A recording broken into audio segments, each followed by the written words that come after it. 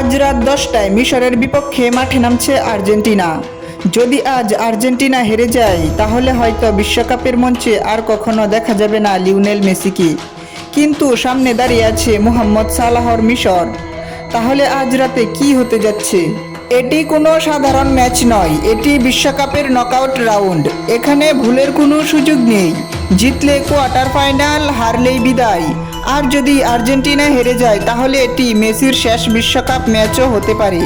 আর্জেন্টিনার সম্ভাব্য একাদশে গোলপোস্টে থাকবেন এমিলিয়ানো মার্টিনেজ, ডিফেন্সে থাকবেন রোমেরো, লিসান্দ্রো মোলিনা ও তাগলিয়াফিকো, মাঝমাঠে ডিপল, এনজো ফার্নান্দেস ও ম্যাক এলিস্টার, সামনে থাকবেন জুলিয়ান আলভারেজ, নিকো গনসালেস এবং অধিনায়ক লিওনেল মেসি। অনেকেই ভাবছেন আর্জেন্টিনা সহজেই জিতে যাবে, কিন্তু বাস্তবতা ভিন্ন। মিশর টাইব্রেকারে অস্ট্রেলিয়াকে হারিয়ে এসেছে। তাদের দলে আছেন মোহাম্মদ সালাহ, উমর মারমুশের মতো তারকারা। তারা জানে একটি গোলই পুরো ম্যাচের গল্প বদলে দিতে পারে। আজ রাতে হয়তো আমরা দেখব মেসির আরেকটি জাদু, অথবা দেখব এক কিংবদন্তির বিশ্বকাপ যাত্রার সমাপ্তি। অন্যদিকে সালাহ নিজের দেশের ইতিহাস লিখতে চান। তাই আজকের ম্যাচ শুধু আর্জেন্টিনা বনাম মিশর নয়, এটি দুই কিংবদন্তির স্বপ্নের লড়াই।